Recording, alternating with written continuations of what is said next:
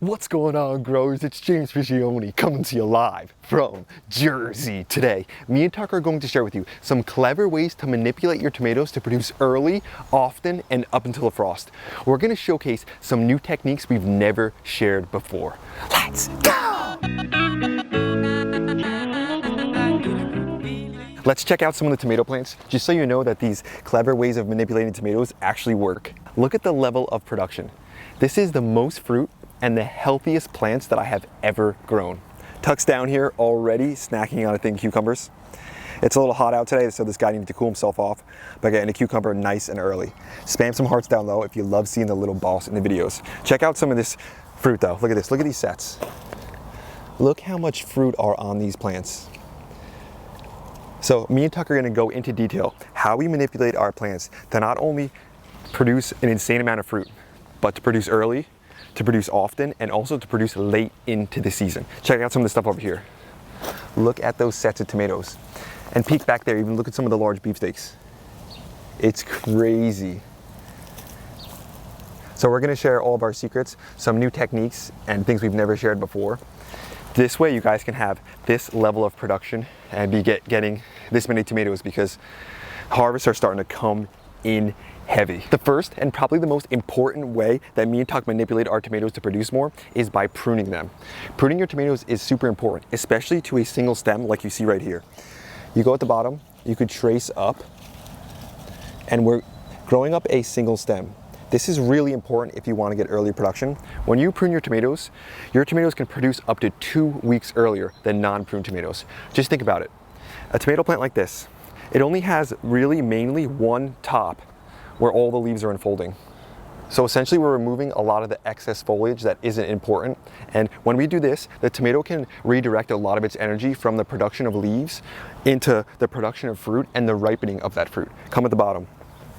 You'll notice how we removed a lot of these lower leaves as well. This helps increase air circulation to reduce any opportunities for disease, and when we have less disease issues, that allows our plants to produce later into the season too. So simply by pruning, you're going to get earlier harvests and later harvests as well. So notice in the center right here, there's a couple suckers. This is a sucker where a top grows out between the crotch of a fan leaf and the stem. So here's where the leaves are unfolding, right here. Notice that? So if we leave this in, it's gonna keep growing out essentially like another tomato plant. If you live in a super hot area like maybe Texas or something, you might wanna leave some suckers in the middle of your plant to get a little bit of shade to your tomatoes. But if you live in an area like me, getting good light to the tomatoes helps a lot. It also helps them ripen earlier. But again, if you live in a super hot area, then your tomatoes could possibly get sunburned if they're getting too much sun. So I'm doing a few different things this year. One thing I'm doing is I'm now using isopropyl alcohol for all my pruning. I'm making sure I clean my pruners with isopropyl alcohol before I make any new cuts, and especially when I move from one tomato to the next tomato.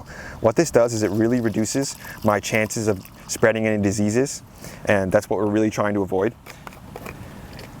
So getting better airflow, getting better light helps reduce diseases, and then making sure to clean our pruners a lot. So what I like to do is I dip it in the isopropyl alcohol like this, and then I'll go up and I'll make a cut. Here's the spot right here that I've made a cut with the isopropyl alcohol. Look how well it's healed over. It almost seems like the alcohol like cauterizes the pruning section or something, so it makes a major difference. Another thing that I'm doing, which is the first time I'm ever doing it, come over to this tomato, is I'm allowing some of the suckers to grow. So it's kind of like the thing, once you understand how something works, you can kind of break the rules and then allow that to work for you. So yes, I'm growing up a single stem, but I'm also allowing some of my suckers to grow. Like notice right here, I allowed this sucker to grow, but then what I'm doing is once it fruits, once it sets flowers, I cut it right above where it's flowering. This way, I'm gonna allow this section right here to fruit, and then I'm gonna remove the suckers. So I'm increasing my overall production, getting more and more flowers. And I think it's gonna make a big difference. I use these pruners as well for my small cuts. These are nice pruners, and I'm dipping it in the isopropyl alcohol. That's really making a major difference for me. Let me bring you over to a tomato where this same scenario is further along and show you how it's just allowing me to raise my production even higher. We're over at one of Tuck's favorite spots in the whole garden. He's like a kid in a candy shop. All these cucumbers growing back here. He's always trying to sneak his own cucumber. He's hilarious. He's the boss of the garden though, so he can really do whatever he wants.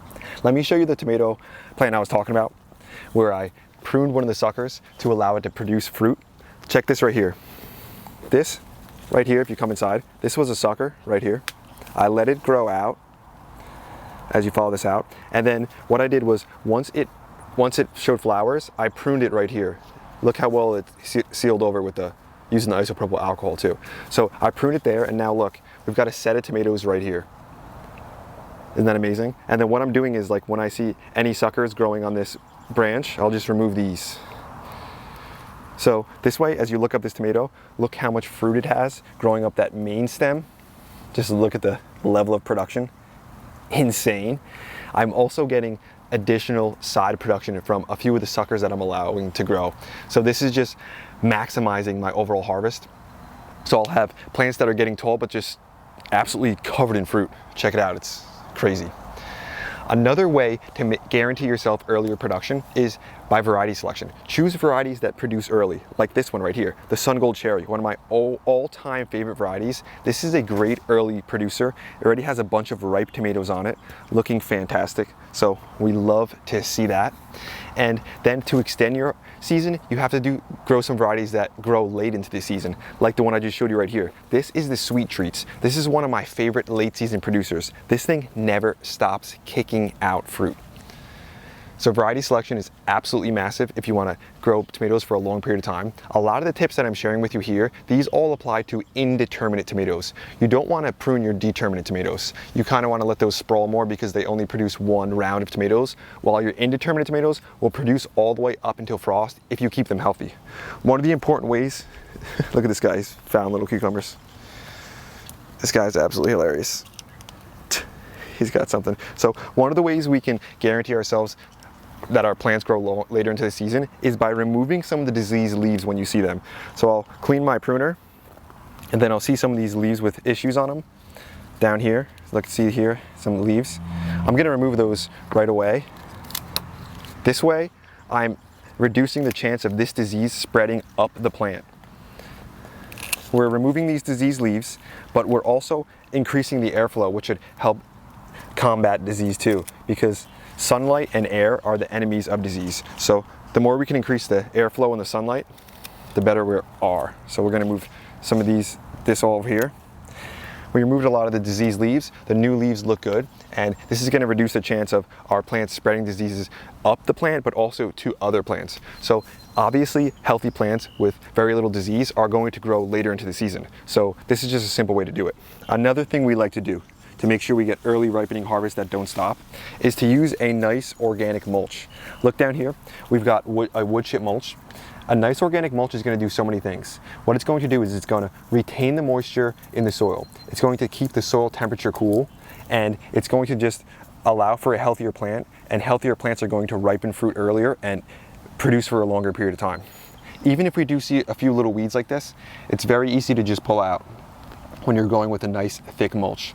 Another thing to mention is blossom end rot is an issue for a lot of gardeners, especially new gardeners. So blossom end rot is a lack of calcium, but sometimes that deficiency in calcium is a result of uneven watering. So when you have a nice thick mulch down, it allows the plants to maintain a consistent level of moisture, which reduces the chance of getting blossom end rot. So the mulch does more than one thing, and when you can use a lot of these things all combined together, this is what makes for consistent, healthy, productive tomatoes that do not quit. This little guy is sweating out here. It's definitely hot. He needs some fresh water. We'll get him some fresh water, then move on to the next. This guy's definitely the king. He's a huge inspiration for us being out here. Never quits. Hot day, doesn't matter. He gets a little upset during the tomato videos because he's not a big tomato enjoyer. He's more of a cucumber carrot kind of guy. But let's move over to the tomatoes in the pallet raised bed. So another thing that is super important when it comes to tomato production to get early ripening and ones that produce all season is to make sure you're top dressing your tomatoes when they head into production. As you can see here, this tomato plant is loaded with tomatoes. If we don't give this thing any additional food, then it's just gonna have a tough time producing all this fruit. What we want to do is give the plants a nice top dressing. So you want to have something like a balanced fertilizer like this, or you want to have a fertilizer that's higher in potassium, because the potassium is what's going to help ripen the tomatoes and help produce more fruit. So that's what we're looking for right now. Fortunately, like the birds like to come out here and drop some of their own form of potassium into the ground, so that helps a little bit too. So what we're gonna do is just pull back these leaves, because we've got a leaf mulch down here. And look what that leaf mulch helps do. Look how nice and damp that soil is. We love to see that. It's just beautiful. So we're gonna take some of our fertilizer and we're just going to top dress around the plant. This is gonna give it that additional nutrition that it needs to produce all season long. And again, we don't want a fertilizer that's really high in nitrogen, or that's gonna cause the plant to kind of go back into the vegetative state and want to produce a lot of leaves. We want this thing in production. So then I'm gonna mix some of the fertilizer into the top few inches of the soil. And then we're gonna water the fertilizer in. Let's get this all watered in. It's really important when you're watering tomatoes that you water from the base and you don't get the leaves wet if you don't have to. So when leaves are wet, they're more prone to getting disease issues and fungal issues. Let's cover this mulch back up now that we got it watered in. So if you don't have to get the leaves wet, you really don't want to. I know that the leaves are going to get a little wet when it rains, but that's just gonna happen. As much as you can keep the leaves dry, you really want to. That will help you reduce disease, and like we talked about earlier, less disease means longer producing plants. Just think about it. If a plant doesn't have a lot of diseases, then it could put a lot of its energy toward the production of fruit, because we removed a lot of the non-essential leaves too. But if a plant has a lot of disease issues, then it's always gonna have to be combating those disease issues. So that's gonna take a lot of energy from the plant. You're gonna get plants that produce less and aren't as productive. Instead, we want healthy plants to swing around here, like this mountain magic. Look at the sets of fruit. We're starting to get some ripening over there, and just follow the way up. It's incredible how much fruit this thing has on it. I'm gonna show you some more tomatoes over here. You cannot overlook the importance of variety selection. It's massive. Look at the Berries Crazy Cherry. Look how much fruit are on this thing right here. So if you have low levels of fruit, maybe it's because you're not growing some good varieties. Something that I made the mistake of in the past, check out this variety right here, is not selecting the right variety for the right scenario.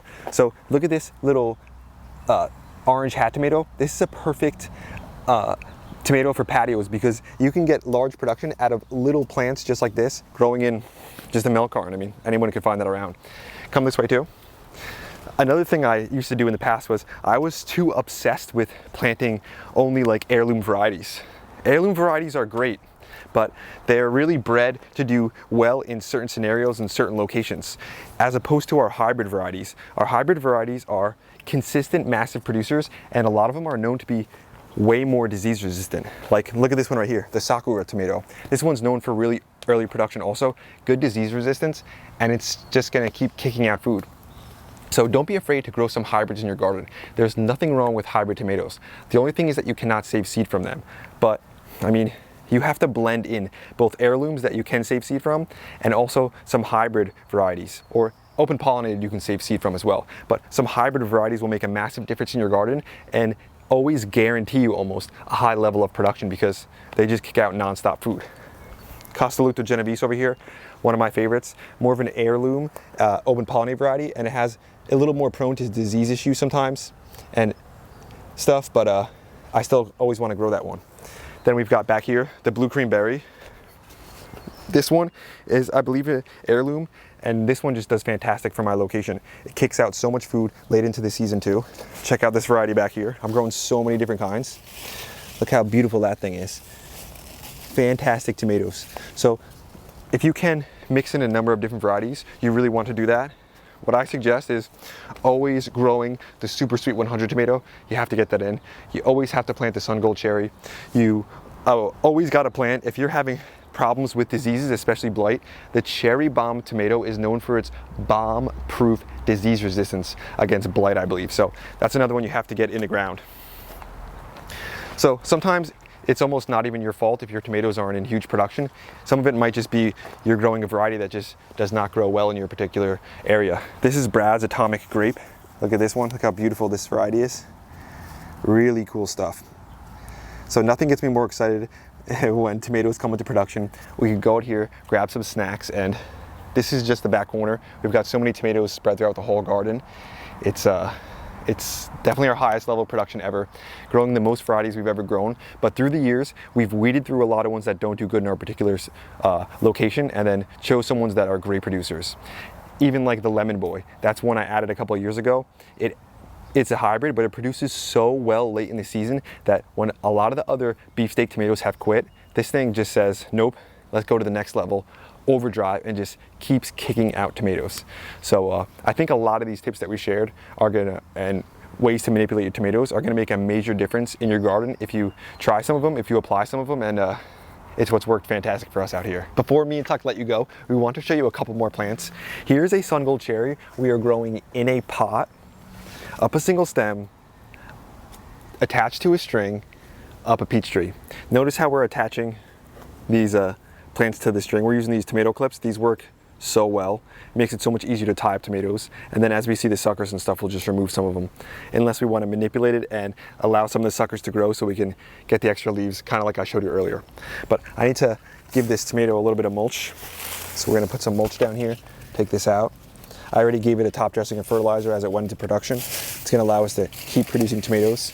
So I'm just showing you this here because anybody can grow a tomato like this on their balcony or wherever you have space, and you don't have to have a whole tomato trellis set up. You just have to have something tall that you can tie a tomato to. We're tying this thing to a peach tree, so I mean, it makes it a lot of fun. That's today's video though. Thanks for watching. Me and Tuck hope that you enjoyed it. We hope you got something out of it, and we had a blast out here. Part of me wants to just run around and show you all the varieties of tomatoes I'm growing, but I need to save that a little bit for the upcoming harvest video, where we'll just be grabbing fresh tomatoes from, I don't know, 20, 30, 40 different varieties. We really stacked the garden this year. We're happy we did, and the level of production is the highest ever, so we're excited to share that.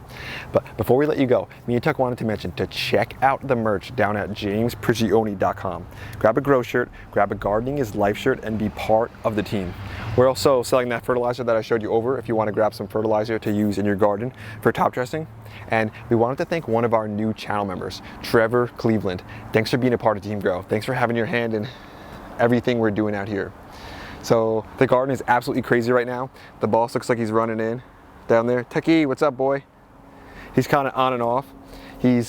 Gets a little too hot, and then he goes and finds a spot to cool off, and then he comes back out because he's about as addicted as we are to being out in the garden. There he is. What's up, Techie? Good boy. So Tuck came out just to bless you guys, to say thank you for continuing to watch the videos, for your unending kindness and support in the comments. It means the world to me and the little boss, and we're just so glad to share what we're doing with all of you, and hopefully we're giving you a little bit of encouragement, a little bit of insight, and just push you to keep growing. James and Tuck will be back again real soon. We out.